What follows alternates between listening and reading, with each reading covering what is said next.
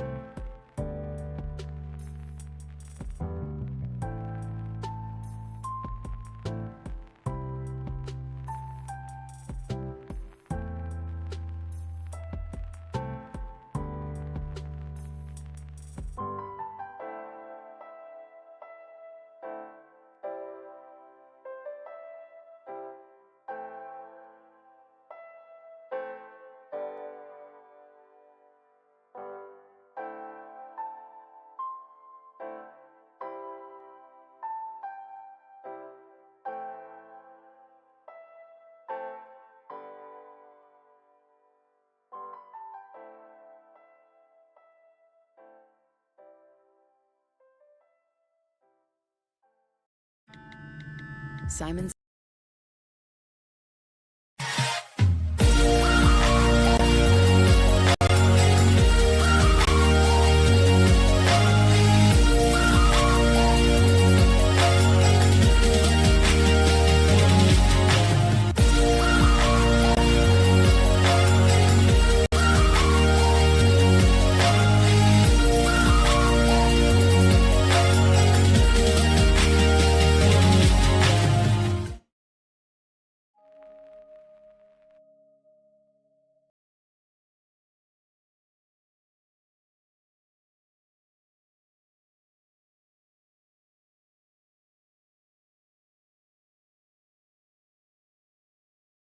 All right.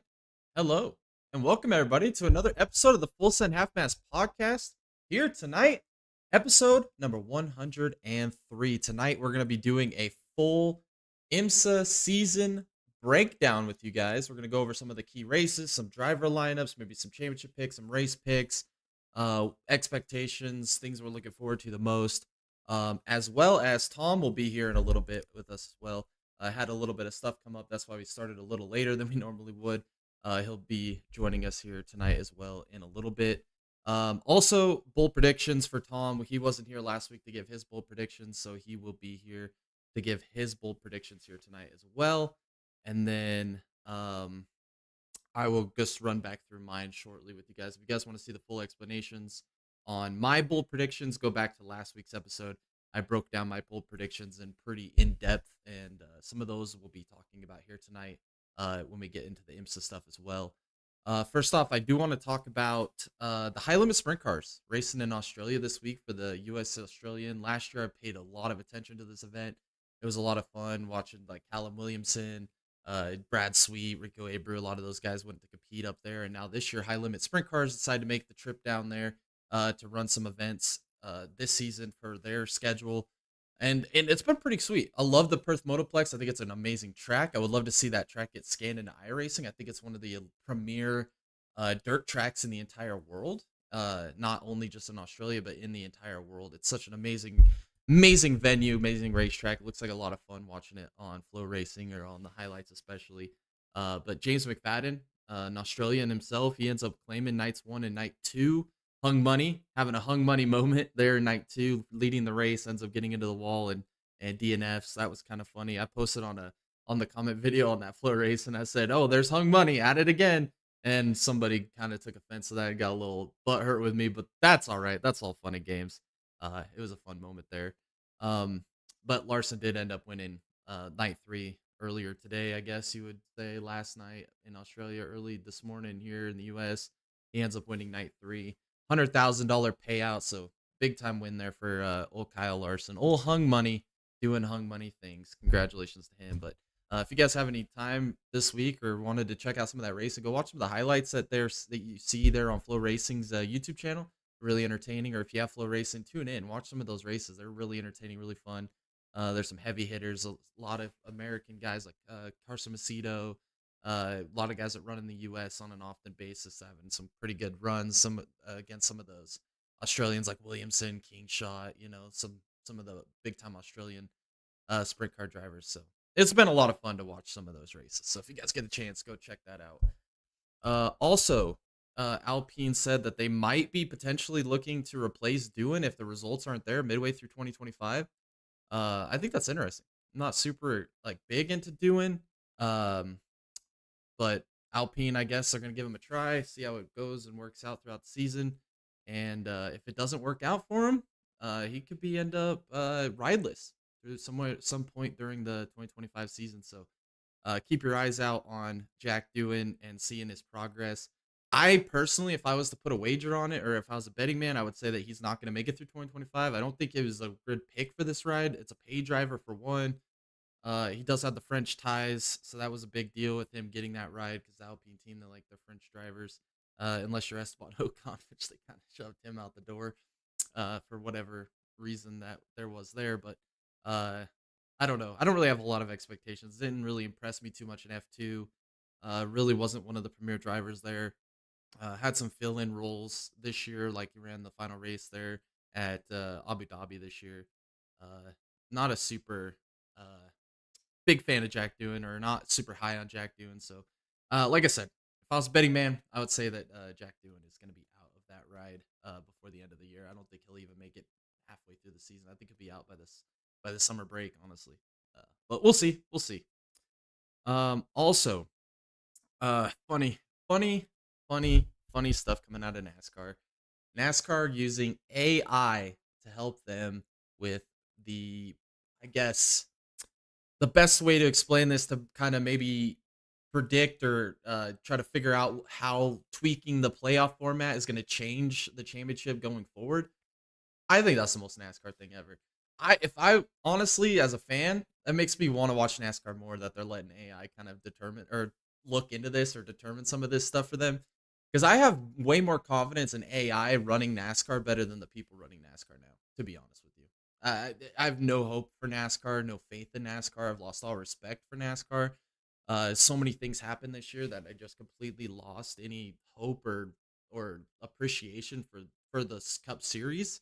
I love the Xfinity Series. I think it's great. The competition director in the Xfinity Series is retired. Hopefully, that continues to stay even keel and stay as Tom always says, the premier stock car racing group in or stock car racing series in the world. And I totally agree with that, and I hope that it continues like that. But the Cup Series is dead to me. I mean, I am just this whole offseason been the least excited about NASCAR. The playoff format sucks. The championship cut races, they just suck.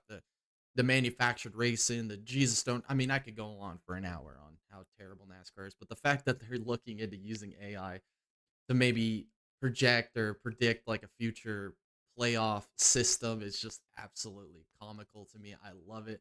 I think AI will do a way better job than what NASCAR management is currently doing, and I'm excited to see what this AI projects or produces here over the next few weeks. I think it's hilarious. I think it's absolutely freaking hilarious. I can't even put into words how funny this is. I am just I this is the most NASCAR thing I could ever imagine. I'm excited to see what happens. Oh man, I've already given my opinion on the NASCAR format, playoff format, and what NASCAR needs to do going forward. I've laid it out for you guys on this podcast many times over the last 103 episodes, so or 102 episodes prior to today. But uh, they won't listen to me. They don't care what I gotta say. So now let's let computers and AI generating tools figure it out for you. Don't want to listen to the people that know what the hell they're talking about. They're gonna just let the AI do it. I love it. It's so funny. Oh man. That's really all the news that I had here this morning. But another thing I did want to talk about is this is the final podcast of the year 2024, and we we're gonna do it on Tuesday. But there's a major event happening this weekend relative to where I live. So tomorrow I will not be in town, having a little bit of an out of town thing going on tomorrow. So we decided to move the podcast up to Monday, December 30th. So a little different than our usual day for the podcast, but I appreciate you guys tuning in anyway.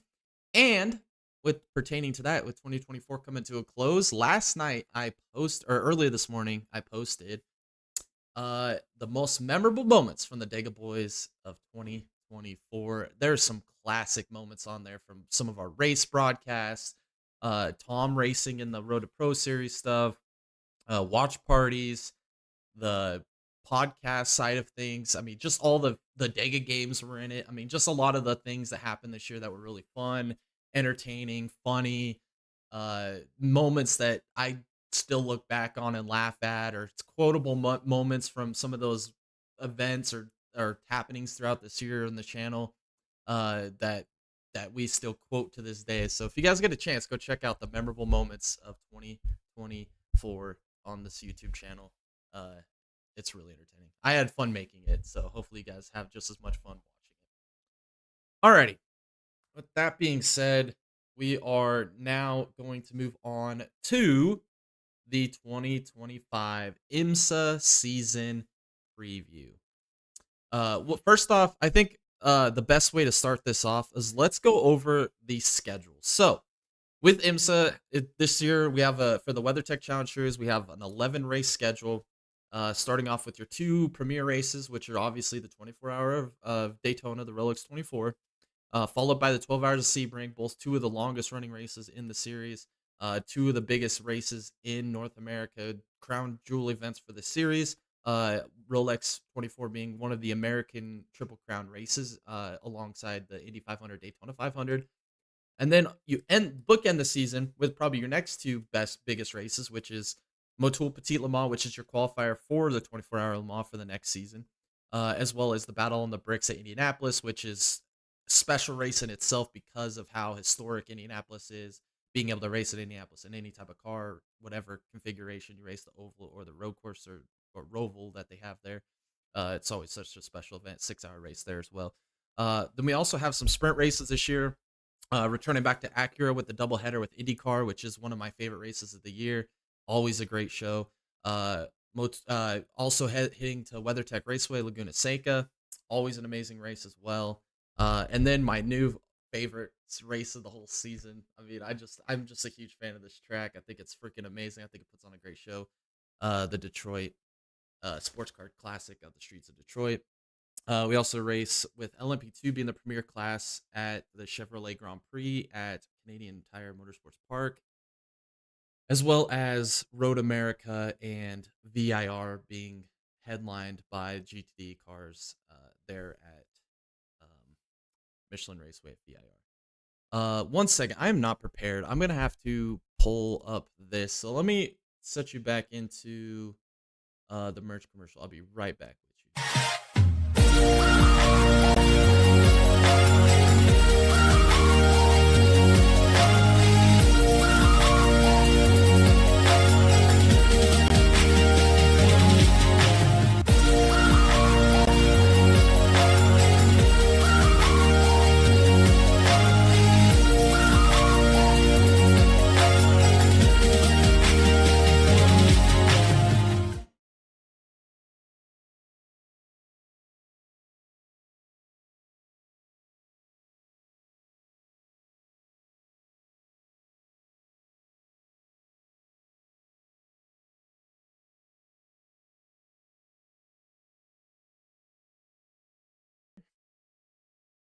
Well, that's perfect timing because now Tom is back with us, and I did my bold predictions last week. I do want to jump into Tom's bold predictions before we get fully into this IMSA series preview. So I'm gonna let Tom run through all of his bold predictions. Like I said, if you guys want to see my bold predictions, go back to last week's episode. I went in depth with them. After Tom's done, I'll just read them off to you guys just as a reminder. But I'll let Tom go through his bold predictions, all 10 of them, and break them down and maybe give some of his reasoning. So Tom, hit us with your bold predictions. We're excited. Okay. I'm back. Sorry, I haven't been, on the podcast and whatnot. I just had some other things going on. But I'm back, ready to do some of these bold predictions. Now, I will go ahead and say, completely skipped out on WEC, just because, to be honest, I didn't even think about it, to be honest with you. I'm really focused on some of these series, and yeah, you're about to find out. So, my first bold prediction: Alex Palou goes 3 in a row, and absolutely cementing his name in the IndyCar Hall of Fame. He's going to go 4 out of 5 years in IndyCar winning the championship. So, just look out. Palou is still way into his prime. I think he's still getting better and better. And I honestly think the only people who could probably challenge him is going to be Scotty Mack. Will Power, if he doesn't, if he doesn't continue his membership with Mattress Firm, and maybe Pato Award. I think really that's going to be Palou's biggest rivals. I mean, you could put Scott Dixon in there too, but I honestly kind of feel like he could be maybe hit and miss this year. We'll see. I don't know how I'm feeling on Scott Dixon yet. Definitely, I don't think he's going to be like a Jimmy Johnson just yet, but we'll see. My next bold prediction, and I think this is a possibility, and I'll explain, but Alexander Rossi on Indy 500 pole. And the reason why I say that is ECR has a rich history of being really strong at the Indy 500 throwing all their resources into it and never being good anywhere else. I think that with Alexander Rossi's experience with Indianapolis in the Indy cars, it's going to play huge to the favor of ECR. And Ed Carpenter, I think he could look at that as taking or getting a huge advantage there, not only for Alexander Rossi himself and signing him, but as a team. We're going to be seeing ECR be really strong in the month of May. And I think Alexander Rossi does have a real shot to win that pole. My next bold prediction, I'm just throwing it out there. It's a Penske 4 in a row for the Cup Series. We've seen a Logano, Blaney, Logano. Who's it going to be this? I mean, it's definitely not going to be Joey Logano. We're going to be seeing that man on a milk carton for the next 12 months. And then in 2026, we might see him do something. But in 2025, it's just, I'll tell you right now, it's not Joey Logano's year. And it won't be. So maybe, I mean, we did see Austin Cindric step up a little bit in 2024. Still extremely disappointing career. I mean, your team's winning championships and you're what, 20th in points? RIP. Not even going to throw in the homie there. Justin Haley winning a race. I think it could be possible. Spire making the goated move of switching out Corey LaJoie for him mid-season. The only thing that is going against Justin Haley right now is that number 7. It's freaking cursed, man. Change the number. And I guarantee you'll have some better finishes. Superstitions may not be down your alley, but it's almost proven in racing, okay? Superstitions are real. My next bold prediction, and this one is way out there. I'm just going to throw it out there because I am. That's just what I'm going to do. Shane Van Gisbergen sweeps the road courses and street courses. We counted it this year. It's 5 of them. What a holy grail if he could pull it off in his rookie season. Can I think he could? I mean, I think he could maybe do it. Problem is the equipment that he'll be in. We've seen this gradual decline of Trackhouse and associated teams. And, you know, when they were running that Project 91, you know, the Trackhouse cars, they were pretty fast during that season, and I'm sure they were learning a lot from that program as well, but they're going 3 full-time cars next year, and we're either going to see a repeat Richard Petty Motorsports, or we're going to be seeing some of the another come-up of another great organization in 2025. So I don't think there's an in-between. I don't think there's a gray area. We're either going to be seeing the Richard Petty Motorsports or, you know, like the next Hendrick in the next 10 years or something. All right. Bold prediction number 6. Sebastian Bourdais wins the 24 Hours of Daytona in LMP2. He's switching from GTP to LMP2 with Tower. I really like the dude. I've always liked him. I've followed him starting in his kart days, going to F1 with Red Bull, getting canned there and coming back to IndyCar and then going to IMSA. I just think he's a great driver. He's always outdriven his equipment. Politics played a role in F1. I don't care what any of you guys say or what anybody's opinion of that is. F1 was just a different beast. And he was not set up for success. So he was also driving against drivers like Sebastian Vettel and that other Sebastian, I forget his name, Sebastian Buemi. So RIP his career there. But I think Bourdais does have a legitimate shot here at winning the Daytona 24. If you can stay strong in the first half of the race, no shenanigans, just keep the car clean, get through the night, and you'll see Bourdais at the top. My next bold prediction number 7.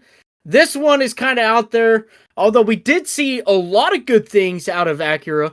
I'm going to go with Acura, and kind of more specifically, Meyer Shank Racing winning the GTP championship in 2025.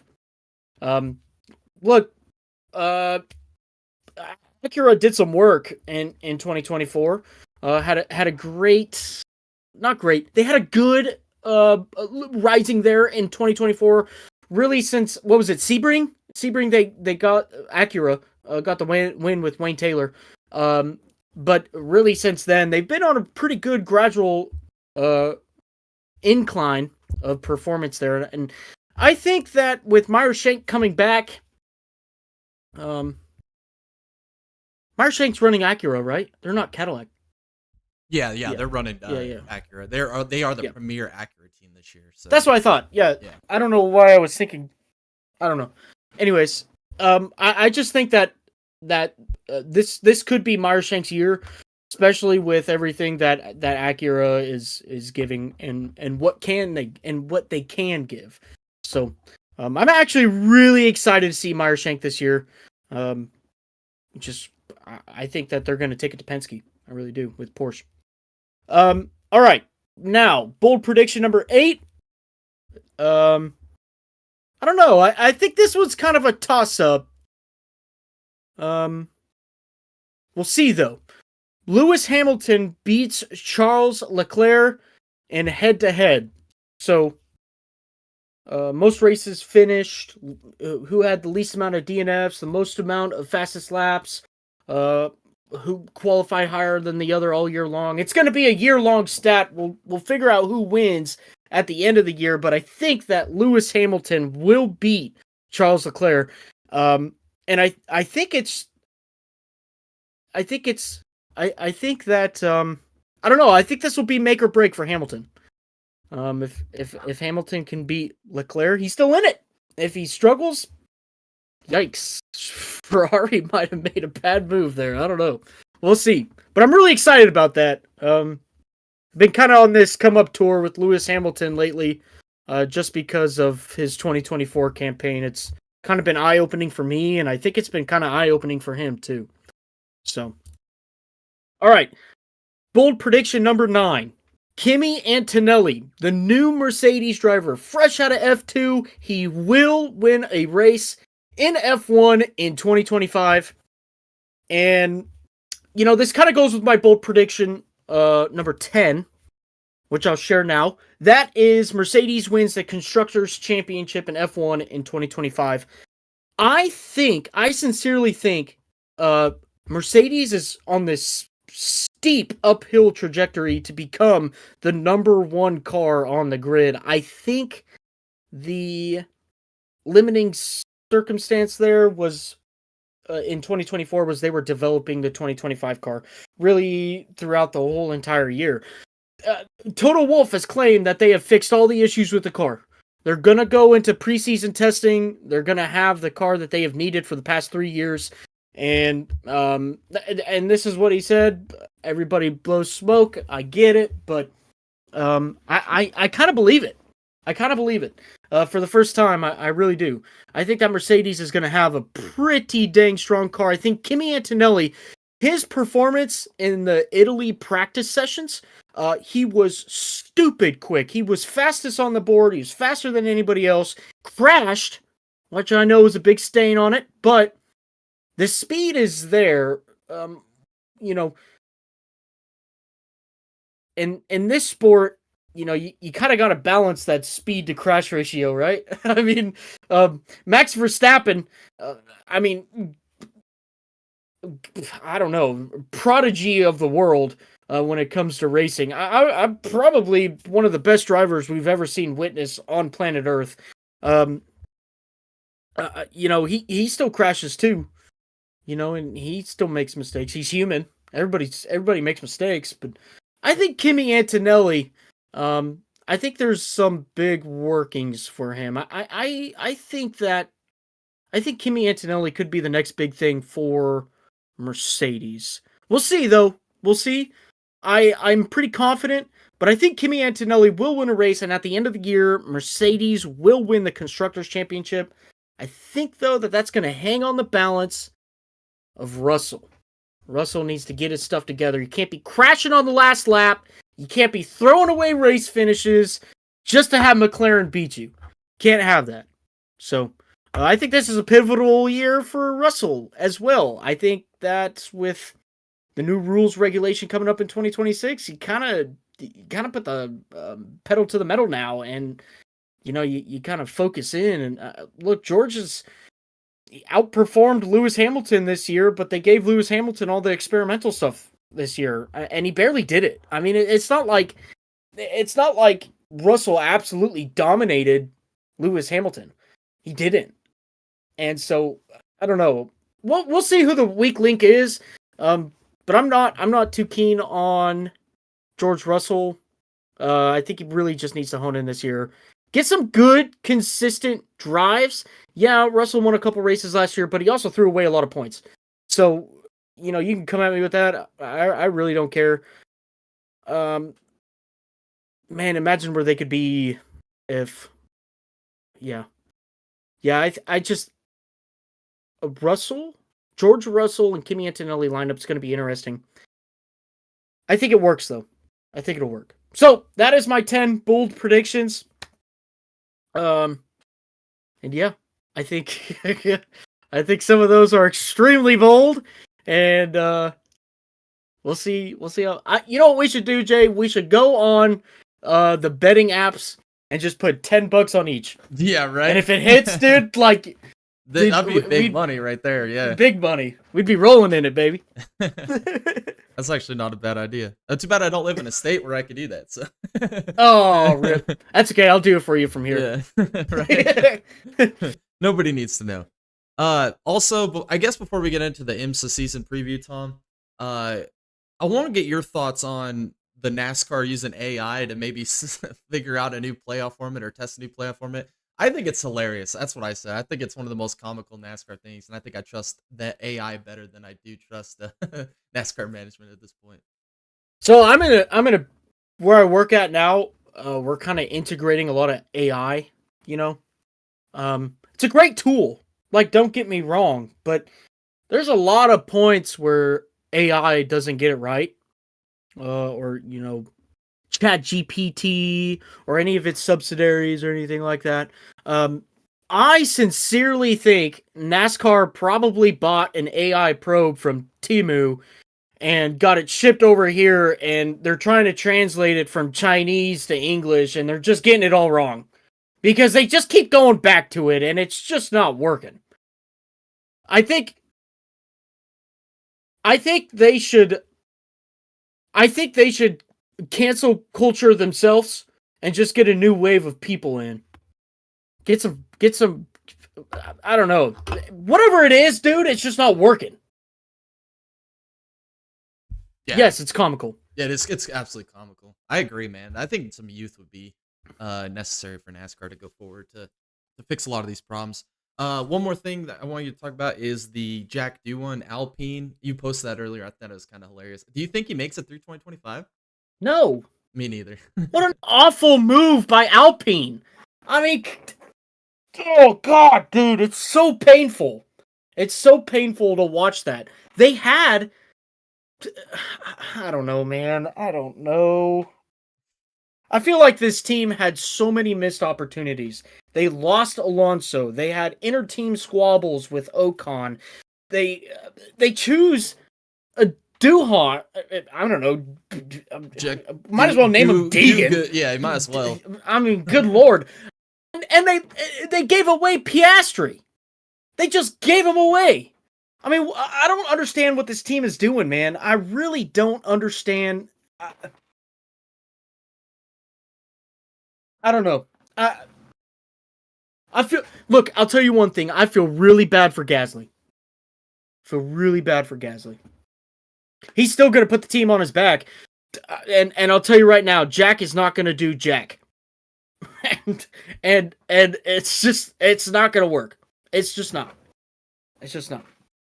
I think Kimi Antonelli has mountains of talent more than Jack Doohan, and man, I think he's the weakest of all the rookie drivers coming in. I think Bortoletto runs circles around him. Antonelli runs circles around him. Hadjar runs circles around him. I mean, I don't even, Liam Lawson. Yeah. I think is better than him, and honestly, Liam Lawson, man, he's taking advantage of those Dollar General knee pads. I don't know how the Yeah, hell he he got is. the Red Bull. Good lord. If I was Sonoda right now, I would be absolutely freaking losing it. I would be calling every single team on the grid right now and trying to get out of Red Bull. I mean, that's BS. That's just my part right there. But I'm telling you, man, whatever decision making they got going, I mean, it's got to be a little bit of money, right? I mean, not Yeah. a little bit. It's got to be a lot of bit of money to put Doohan in that seat. Um, I don't know. It's so mind-boggling to me that I don't know, dude. Maybe the team's just trying to keep afloat. I don't know, but what a hell of a downward spiral this team has gone, man. So disappointing. Yeah, I agree. I was really looking forward to him in 2024, and they really took a step back, in my opinion. And it wasn't just Gasly one was step there. back, dude. Yeah. It was like 50 steps back. I mean, seriously. I mean, dude. At this point, call in a freaking priest and do a exorcist on the freaking shop, dude. I don't know. This is insane, in my opinion. Just insane what this team is putting itself through. I go on for this for hours, but man, has Alpine really freaking screwed themselves, man. Oh, it's terrible. I can't believe they let Ocon walk. I mean, and then yeah, I mean, at least they've got Gasly. Gasly's the Alonso, shining light of the entire Piastri. team. I mean, Yeah, but how much longer is Gasly gonna put up I with don't it? think Gasly's gonna be there much longer. I really don't. No. I really don't. We'll see. Watch I mean, watch Gasly go to Mercedes. that'd Watch. be fire. That'd be fire. Watch. World champion maybe. Yeah. Yeah.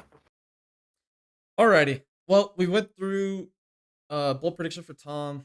The little bit of news that I wanted to cover with Tom as well. I went over the schedule for IMSA this season. I was talking about the bookends of the season with the 2 crown jewels at the top, 2 crown jewels at the bottom. I think we should go over some of the driver lineups. Let's start with GTP.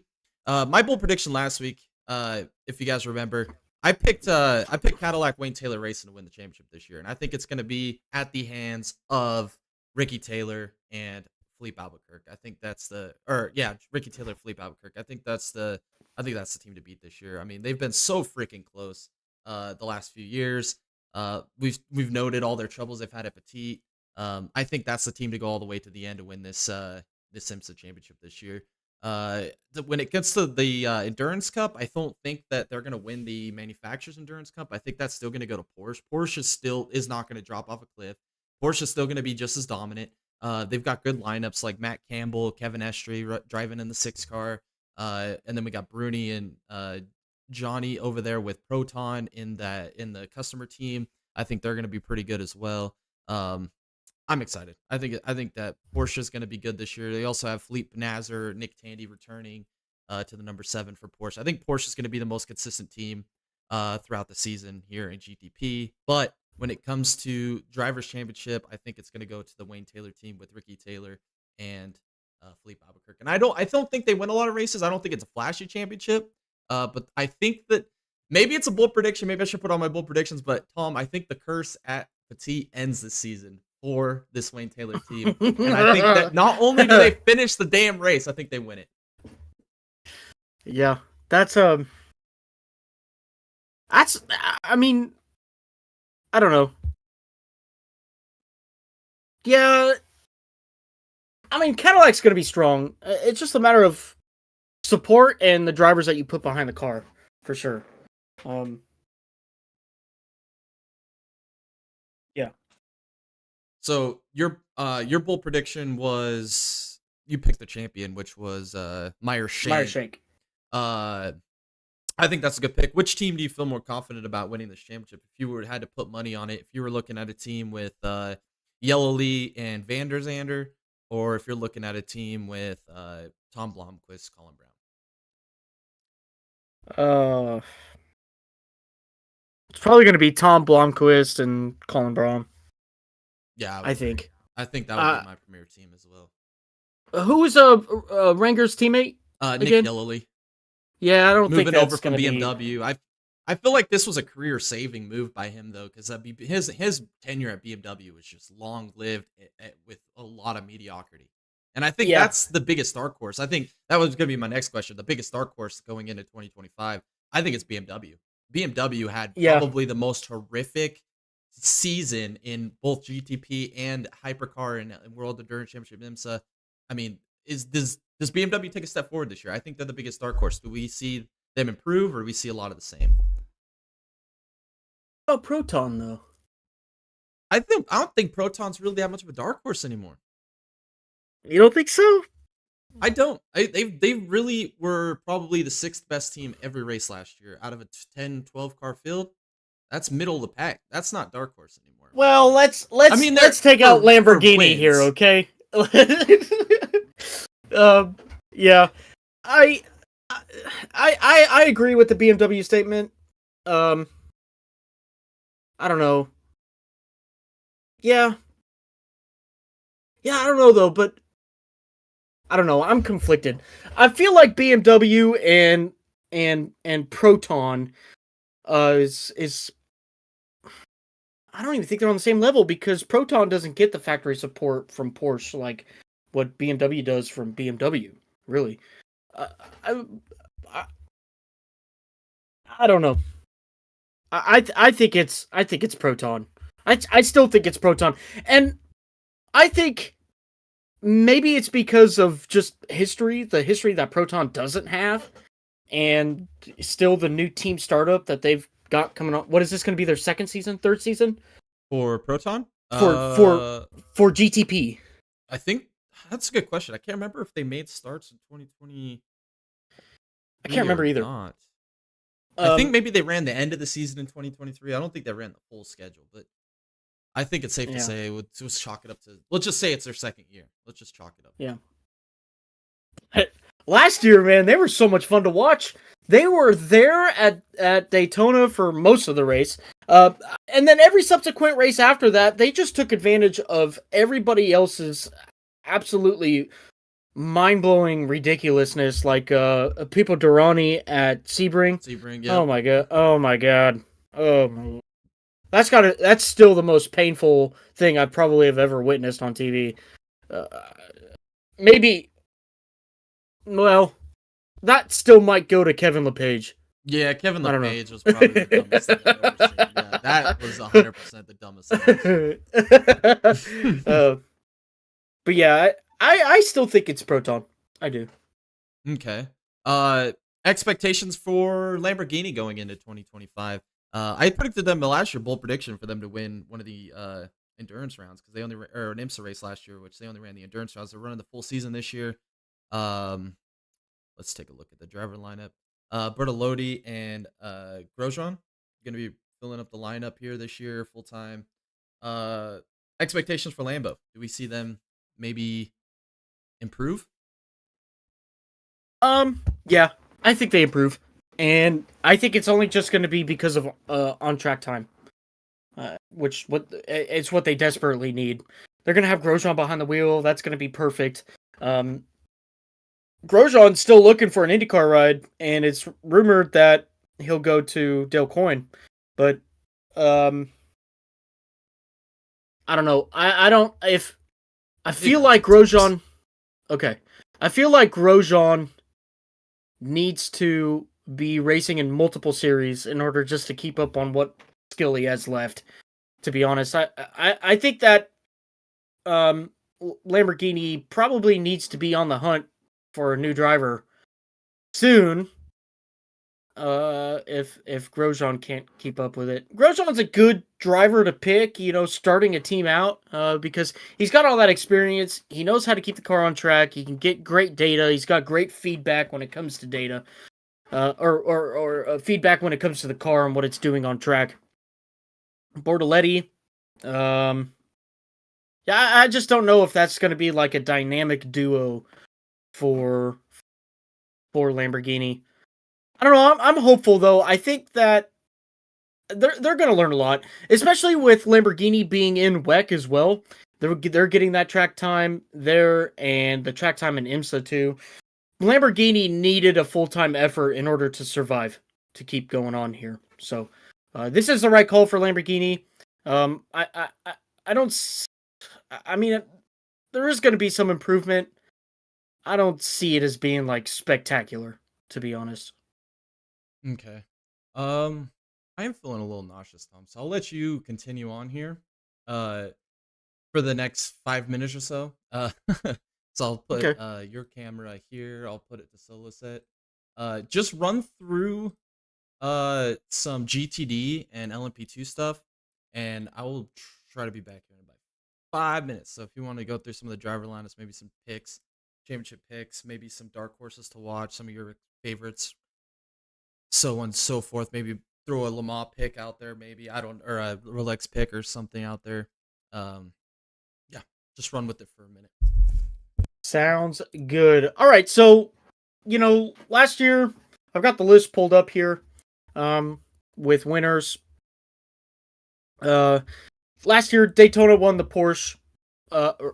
Daytona won the Porsche. Porsche won Daytona, 24 hours. Maybe with a little bit of controversy there. I still think Porsche was going to win that. And they were really strong there at the end of the race throughout the night as well. So I think with like Daytona and everything else coming up, I think Daytona or Porsche is gonna be favored in Daytona. I'm still really, really hopeful for Meyer Shank. They did win the 2023 Daytona 24 hours. A couple months later, they came out that they were reading tire temps or tire pressures, whatever it was. But they've got some good teams there. So, favorites to win Daytona, man. For me, I mean, I'm still looking at Meyer Shank again with all that experience, previous winners, before everything that happened, but they're going to be strong nonetheless, especially with all that Acura backing that they're getting. So, but Porsche, you got to give it to Porsche. Porsche is going to be extremely fast. Penske is always fast there. Great track history as well. So, yeah, I'm gonna go with Meyer Shank there with Colin Braun and his teammate. I think, yeah, watch out for him. Last year for the LMP2 at Daytona, we saw the number 18 at Air Motorsports. They won the race. Connor Zilic behind the wheel, absolute animal. I don't know if Connor Zilic is going to be behind the wheel again in 2025 for the 24 hours. Oh, he is. He's doing that Trackhouse effort with GT Pro, so we'll see him there. But for LMP2, I mean, I'm a homer. I'm gonna go with Sebastian Bourdais. I'm gonna go with Tower Motorsports. But look, there's so many good LMP2 teams. United. I mean, if you're not taking United probably to be the LMP2 overall champions, you might be making a little bit of a mistake there. They're just stupid fast. I forget the name of the team. Excuse me, but the team that runs Ligier, they actually they were not able to run a couple of races last year due to funding and whatnot. But I always kind of root for the underdog as well. So it'll be pretty cool if they can come back for the 24 hours of Daytona. I think they are. I just haven't seen anything yet on drivers for themselves or anything else that they got going on. For GTD Pro, man, for me, I'm looking at Vassar Sullivan. They were stupid fast this previous 24 hours in January with the Lexus team.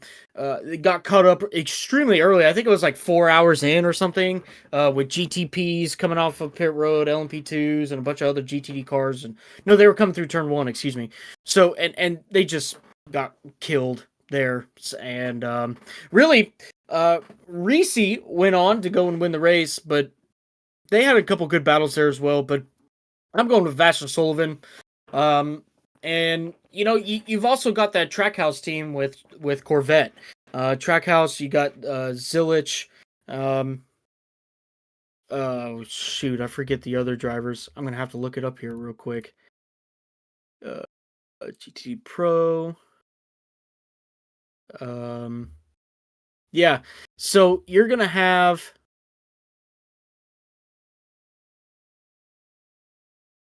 I'm pulling it up right here. Yeah, so you're gonna have Shane Van Gisbergen, Scott McLaughlin, Connor Zilich, and Ben Keating. What a freaking lineup that Trackhouse got for this GTD Pro race in Daytona. I mean, to me, I feel like that's freaking unstoppable. You already got Connor Zilich, a two-time winner in LMP2 at Daytona. All right, you got Shane Van Gisbergen, who's lighting the world on fire over mainly with road course racing. Over on the stock car side, you got Scott McLaughlin tearing it up in IndyCar, and then you have a veteran like Ben Keating coming in. And seriously, dude, this is like a dream lineup. I honestly do not believe that there is much else that you would want in an IMSA team. I think that this is pretty much it. I mean, these guys, I'm choosing them. Honestly, I'm going to choose them over Lexus, just because they're going to have that Corvette support and GM support or Pratt Miller, and they're going to be pretty unstoppable, I think. GTD,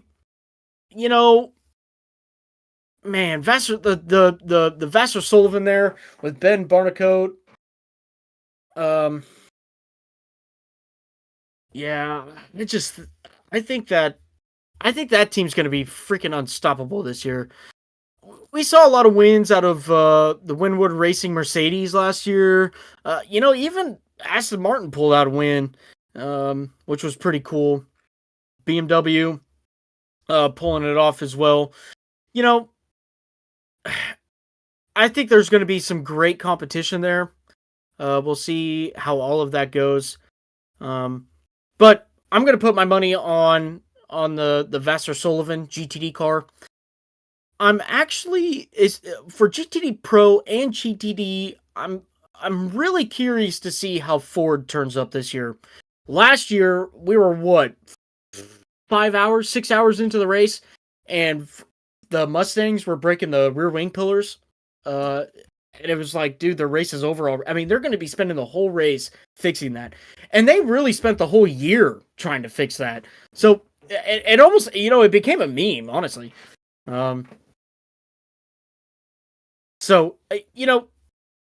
Yeah, I think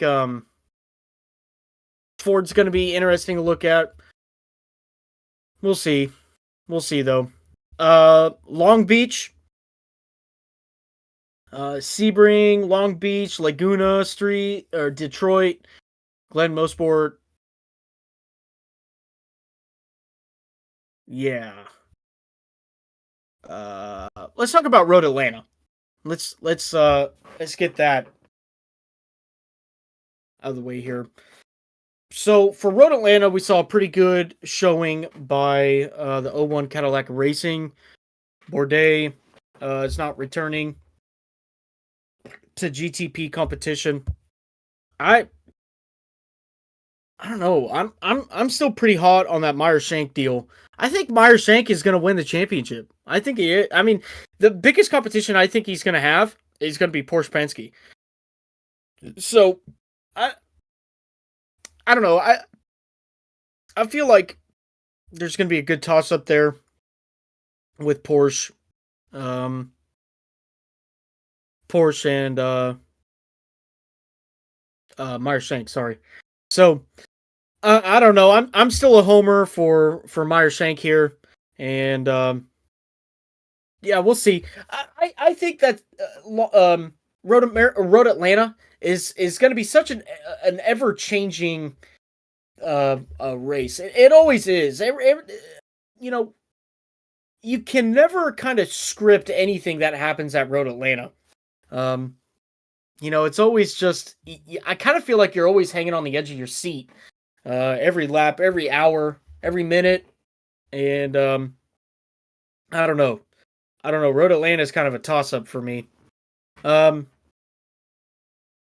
LMP2, we saw the number 11 TDS Racing win it in 2024. Yeah, I'm kind of just, again, I'm just seeking out Bourdais' team to just go out there and kind of dominate LMP2. With Bourdais' experience and everything that he's had in the racing world in IMSA, I think that he's taking a lot of experience and a lot of good teammating or team bonding, I guess you'd say, to that team. I sincerely think Bourdais has a shot at a championship here in LMP2, and really be on the lookout. All right, we go back to the GTD Pro and GTD. Look, last year we saw a lot of Porsche,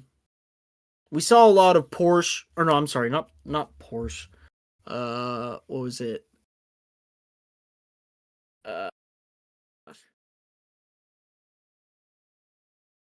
Yeah, it was Porsche. Yeah, I knew it was Porsche. Saw a lot of Porsche dominance, really, in IMSA last year, from GTP to GTD. So I still think that number 77 AO with Rexy is going to be a pretty dominant force. And, we get that star-studded lineup for Daytona, but it's not going to be continuing after that. I think Vassar Sullivan really has their work cut out for him this year. In 2022, I mean, 2023, they stumped the field, man. Vassar Sullivan was the class of the field, both in really GTD Pro and GTD. And then this year, it kind of just, honestly, I feel like it fell apart in turn one, 4 hours into the 24 hours of Daytona for Vassar Sullivan. I mean, they did get a win at Long Beach. And at Sebring. Yeah, that's right. And at Sebring.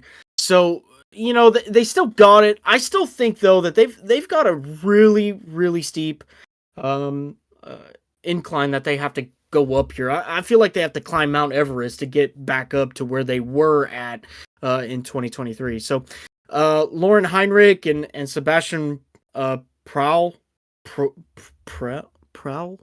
Yeah, something like that. So we'll just call him Prelude. Prelude, thank you. I mean, what a freaking lineup that is. And they proved it this year. I mean, they were freaking unstoppable at some. I mean, I remember the Detroit race. They were going back and forth with Vassar Sullivan. Their cars are absolutely demolished, and they're just going back and forth and back. Bumpers flying off the track, grills going into the stand. The turn one was a freaking mess. But they put it together, man, and they are a force to be reckoned with. So I think Rexy comes back. I think the team pulls together once again. They're going to be a threat in 2024. And then we go to GTD. In GTD Pro this year, my pick is definitely Heart of Racing. I think they're the team to beat this year. They started off ended the season off on an absolute tear. Those McLaren or those Aston Martins are extremely quick. I'm taking them as my championship favorite. Like you said, though, don't count out the Rexy Porsche. I think they're going to be really good this year. Paul Miller, I think that them as well as Vassar Sullivan. I think those are your two unknowns. BMW was really strong last year, especially towards the end of the year. We don't know any driver lineups for Paul Miller yet. Will they be able to carry the momentum into 2025? That's a big question there that I have. And then also with Vassar Sullivan, no driver lineups announced there either. I don't know what they're going to be doing. Their car is definitely not at par as it was in 2023. They're definitely lacking in power and performance. I know they're going to give it a damn hell of a fight all season long. Do they be able to maintain it throughout the season? I don't know. I still think that Heart of Racing team has got to be your favorite. I think a close second is definitely going to be the Rexy Porsche. Heinrich, I think, is one of the most underrated race car drivers in the world. I think Heinrich could definitely drive any type of car and be successful. I'm a huge fan of him. And then the other question is, like you mentioned with the Fords, can they figure the Mustang out? I don't know. And we're gonna find that all out here in less than a month at Daytona. Yeah, We roll in right. for the prelude. Couple weeks. Yeah. And then the other one is Corvette. Corvette. I mean, when they were on last year, they were unfreaking stoppable, unbeatable. But when they were off, they had so many mechanical issues, lack of pace, driver error. I don't know how I feel about Corvette, but I'm gonna lean more into the fact that I think Corvette has enough experience, especially with the new car. I think they're gonna be competitive next year, and contend with the likes of Aston Martin as well as Porsche. Rexy. And for my winner for the Rolex 24, which we'll get into that when we get closer, but right now, all of my heart tells me it's got to be that 007 Aston Martin. I mean, that is going to be the most iconic car on the They're not grid. racing. They're not racing in Daytona. Oh, they're not. Oh, okay. Not in GTP. No, in I'm talking about GTD Pro, the 007 Aston Martin okay. vintage AMR. Yeah, the GT3 car. Yeah, that car is absolutely insane. Well, I think it's gonna be the most iconic car on the grid with the 007 Aston Martin. It just feels right. So. It does feel right, That's doesn't it? All right, you lead us off into GTD. I think that you make a good point with Corvette though, but I think that they figure out their issues. And I think that with Pratt and Miller really steering the ship with GM support, I think that they curb all of those reliability issues that they have. I kind of talked about the star-studded lineup that Trackhouse is bringing for the GTD Pro class for the 24 Hours of Daytona. I think that one specific race with Corvette, Pratt and Miller, I think that that team right there is going to be a force to be reckoned with going to Daytona. Two-time LMP2 winner with Connor Zilic. You've got Shane Van Gisbergen lighting the world on fire in stock cars. Scotty McLaughlin in IndyCar lighting the world on fire there. And then you got the experience of Ben Keating. Former champion. Yeah. Or Ben Keating, excuse me. Yeah. So yeah. I love that. I think they got the best lineup for sure going into Daytona. Oh, yeah. I mean, freaking A, dude. Put it in the history books. That's going to be the best team probably ever assembled for any IMSA race. I mean... Unless you could bring Art and Senna back from the grave and Michael Schumacher from the bed, I mean, what are you gonna do? I don't think you can bring up a better team than that. But yeah, that's. I just think that's a big point to talk about when we're talking about the 24 Hours of Daytona. I think you should lead us off into GTD. We went over Pro. I get a lot of this kind of crosses over. I think because it's really are all GT3 cars, but I think you can say the same about Vassar Sullivan. We don't know driver lineup. I think they're a concern. Yeah. If I was to pick a team to win the championship outright to start this season off, I think it's the AF Corsa team. I really do, man. Lilo Wado. She's really good. Pierre Guidi is freaking a Chad race car driver. I just don't see anything wrong with their lineups. And the way they ended last year, man, it just feels like this is going to be a Ferrari year in GTD. Yeah. I don't think it just doesn't feel as heavy as it did the last couple years. I mean, Iron Dames really, they're only going to run one endurance race. Maybe they'll run Petite at the end of the year. Who knows? They're not running full season. We know that. Turner Motorsports, BMW, they could be maybe your favorite. Maybe I'm sleeping too much on them. I would stay as far away from Inception as I can. They were absolutely awful last year. I'd give a look to Windward. They were winner Rolex last year. I think they're a team that you could maybe look at. But other than that, there's nothing else here that's really sticking off the board that as a championship favorite. I mean, we like I said, you have the concerns about Vassar Sullivan. We don't know their lineup. We know their car is completely under advantaged. Harder Racing is going to be a factor, I would say. Windward may be a factor for the championship. And then the other one I'd throw in there would be maybe Turner Motorsports, just because they got the BMW and that team is a formidable team. They've been a formidable team forever. I do think though that we're sleeping on one team here, and it's a Corvette Pratt Miller GTD car with Robert Wickens. Yes, he's making a full-time effort in IMSA next year. He was in Michelin Pilot, right? Yes. Or was it VP? Yeah, it was Michelin Pilot. Yeah, and he was freaking phenomenal there. He was tearing the world up with Hyundai, and got a little bit of an injury there. Wasn't able to complete the full season. He came back. I think he came back at Sebring, didn't he? I'm pretty sure. Was it Sebring? No, he got No, hurt not Sebring. somewhere, Sorry, I meant to say Road Atlanta. Yeah, Road Atlanta. Yeah, Yep. he came back the race before that as well, VAR, and then he ran Oh, okay. Road Atlanta after that. So, But seriously, I think that we should pay attention to that team as well. I sincerely think that that Robert Wickens, probably one of the best drivers in the world before he got injured, and he's been slowly working his way up, and he's rediscovering the talent that he had, and really just applying that in a new way now. I mean, obviously, still doesn't have full function in his legs, but he has learned very well with hand controls, and he's only getting better. So I think that could be one that I'm sleeping on. Maybe it's just me, but I think that they definitely deserve some talking points, and we'll find out in Daytona, but we'll see. Yeah, I think that a lot of the non GTP rounds, like we look at like VIR, Yeah. we look at motorsport where the LMP2s are. I think those are some of the tracks that he is best at, and then you won't have put him on the spotlight as being kind of the premier drivers there. With the GTD cars kind of taking the full fledged there, I would kind of pick them to win some of those races. And I don't think people give Robert Wickens a lot of credit too. I mean, he had to relearn how to drive a race car. I mean, learning how to redrive a race car after you've done it this way your entire life, I mean, that's impressive. And to come back at the success rate he has is impressive. So I'm really looking forward to them. I want to go back to LMP2 because I did miss that. I was feeling a little nauseous, everybody. So I apologize. Tom kind of held it down there for a minute. Well, I took some Tums and got feeling better there for a second. But when it comes to 24 Hour Le Mans, I think that it's open, or Rolex 24. I think it's open for anybody in LMP2. I think LMP2 is the most diverse class. I think it's the most unpredictable class. We saw it all year last year. I think just about every car that entered won a race last year. It was crazy what we saw. Obviously with Tower, I mean, you're obviously gonna like that look with Sebastian Bourdais. I mean, he is world-class driver. Tom has broken down for you guys. I could do it the same, but I mean, he deserves all the credit. He's an amazing driver. United is obviously the most financially stable, probably the most powerful team in LMP2 worldwide. They're definitely going to be a team to watch. But last year, they were not that great. Not that great at all. They had so many bad happenings. We came into the offseason, Ben Hanley, Ben Keating. We said Team Ben with United was going to be the championship favorite. That did not pan out near what we thought. Watch out for CrowdStrike this year. I think CrowdStrike's going to be really good. They're always good. George Kurtz is an amazing driver. They also have Colton Herta and Toby Sowry running the Rolex 24 this year.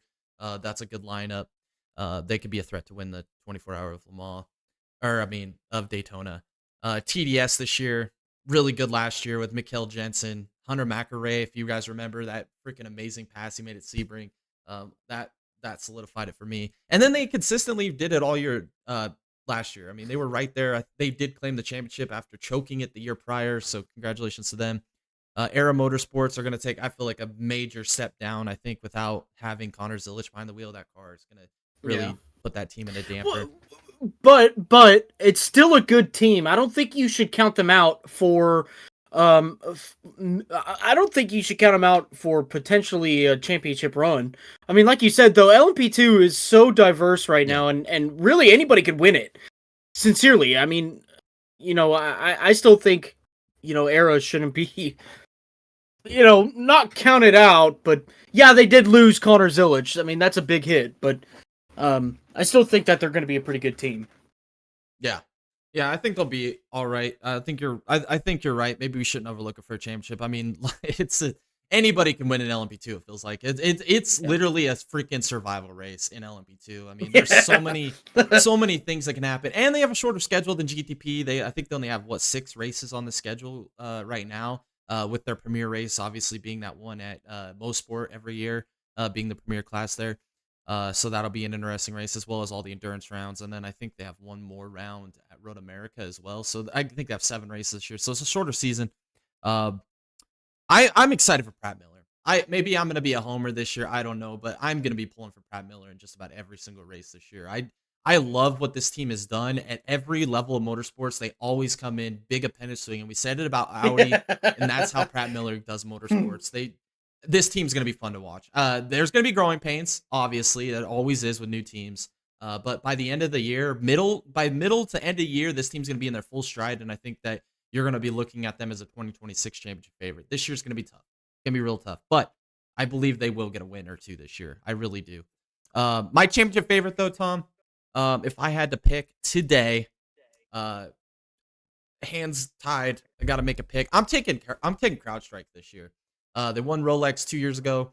I think they do it again this year. I mean, I love their driver lineup. Colton Herta, George Kurtz, Toby Sowery. I mean, that team is freaking stacked, dude. Like, I don't know, man. I just don't see any world where they don't win this race. And then if they can win that race, that's going to set them up well. I think the endurance rounds set them up well, and that's most of the schedule for LMP2 are endurance rounds.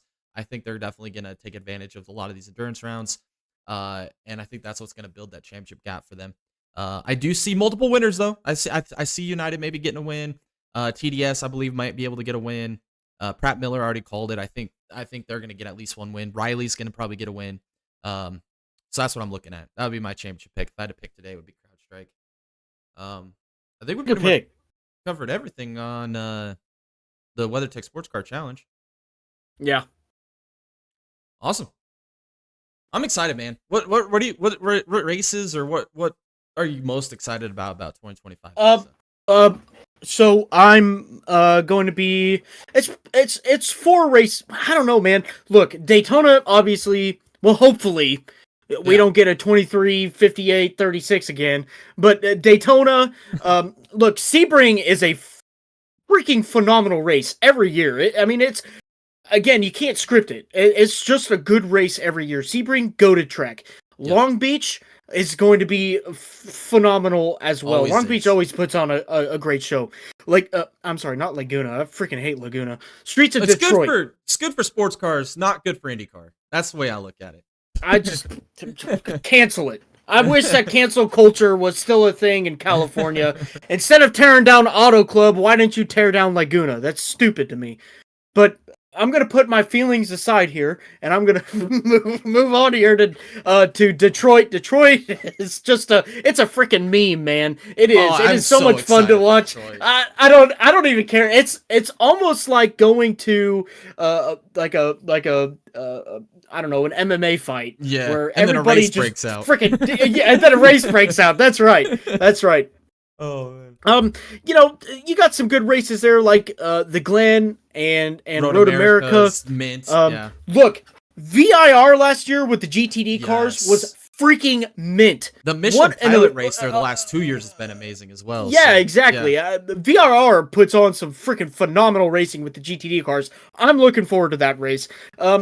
Indianapolis, I had a good time watching that one too. It was pretty fun to watch. It's cool to see IMSA go back to that.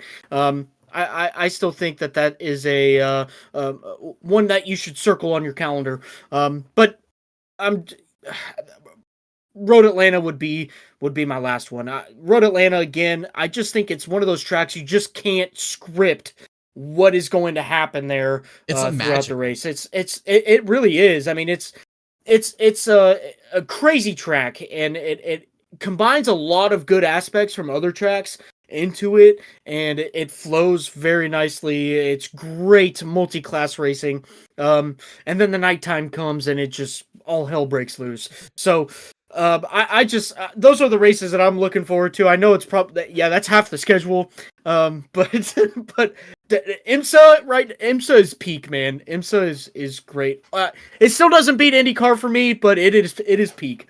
Yeah, no, I'm like that though. I'm the opposite. I think I love sports car racing just about that much more than IndyCar. Dude, it's so close though. Like that much. It's more. So close. Oh yeah. Like I mean, I'll take either any day. I'd rather watch right. those two series than any other series any day of my life. But yeah, I keep going back and forth in my head because I'll watch a really good IndyCar race and then I'll watch a really good IMSA race and I'm just like, oh man. So maybe maybe I've got IMSA up just by that much because of how freaking awesome Petit Le Mans was. That was an amazing freaking race. So I'm still on a high for that. And I'm looking forward to obviously Daytona. I want to go to the Rolex next year so bad, Tom. We need to make it happen. We already got our stuff in Dega. We could just road trip down to Daytona and do the 24-hour there. That'd be fun. Next January. Also Detroit. Tom said it. I mean, I freaking love Detroit, man. Detroit is mint must watch TV. And I'm excited to see how this championship battle works out. We got some new teams shaking up, manufacturers with different BOPs. Who's going to rise to the top? I think it's going to be an exciting year this year in IMSA, and I'm super excited to bring it to you. We'll have a watch party for the Rolex 24 on this channel, so make sure you guys stay tuned. Turn on your notifications. But I think that does it, Tom. I think that does it. You want to run through all of our socials and everything and wind us on Yeah. out of here for this podcast tonight? Yeah. So, well, first off, if you were here the whole time, thank you for coming out. We really appreciate it. This is something that, I look forward to a lot every week. I know lately I haven't been on a lot, but again, just had some other things going on. But big kudos to Jay for keeping it going, baby. Keeping it going. But yeah, really appreciate you guys coming out. Go ahead and check out some of our socials. We're on Facebook, TikTok, X, Discord. We've got a thriving Discord channel. We're always posting some news links in there. We just switched over from 2024 to 2025, so all new news coming out will be posted in our 2025 chats. All of our 2024 chats have been archived. They're down at the bottom. You can still access them. You can still see everything that happened or everything that we posted regarding 2024 in the 2024 section. So come on in, you get yourself a little bit of nostalgia, I guess you'd say, from the 2024 season, and look forward to the 2025 season. I'm missing one. Kick. Make sure you guys check us out on Kick as well. We're actually live streaming on both platforms, YouTube and Kick, right now. So if you're on Kick, nice to see you. We're new to here. Give us a follow, and we truly appreciate it.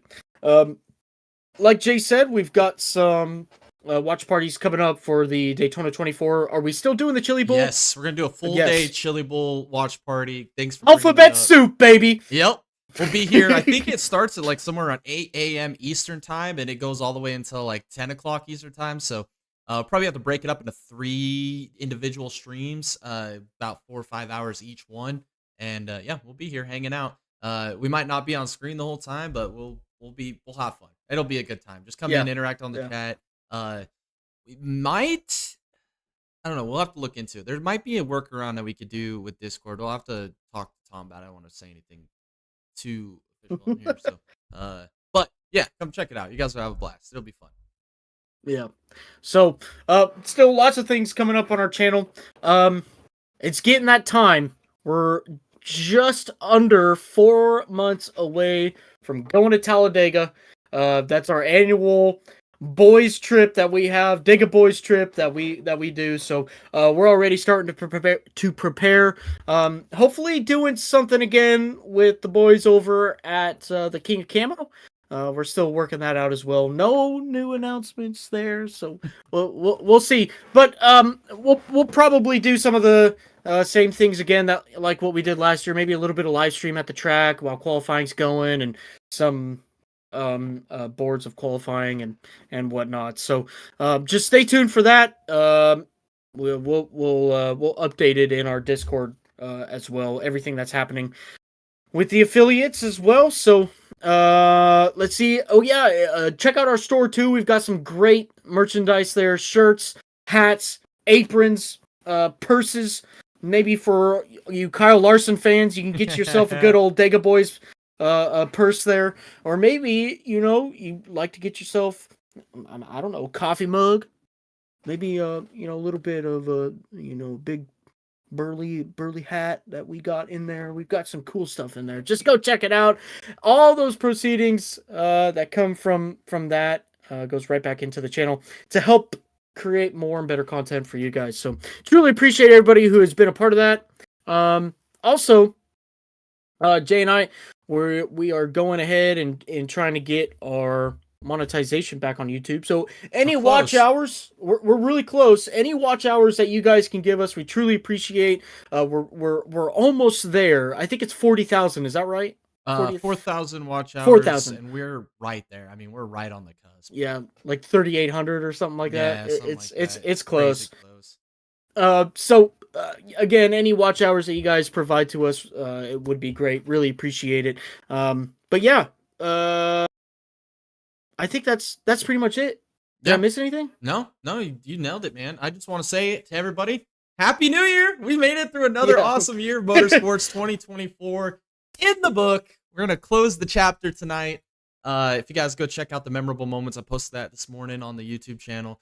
So many funny moments. Making that, I was laughing and giggling the whole time. I just can't believe all the moments we had this year. So check that out. But thanks for supporting us in 2024. What an amazing racing season we had. And it's only getting better as we're going to continue kicking out this content for you on into 2025. Have a safe New Year. Don't blow your hand up. Yeah, don't blow your hand. Yeah, drink responsibly. Yeah, that's right. Don't drink and drive. Yeah, exactly. All right, guys. Thank you guys so much. Thanks for tuning in to this another awesome, fun podcast, episode 103. We'll be back next week. But for the time being, Happy New Year, and we'll catch y'all in the next one.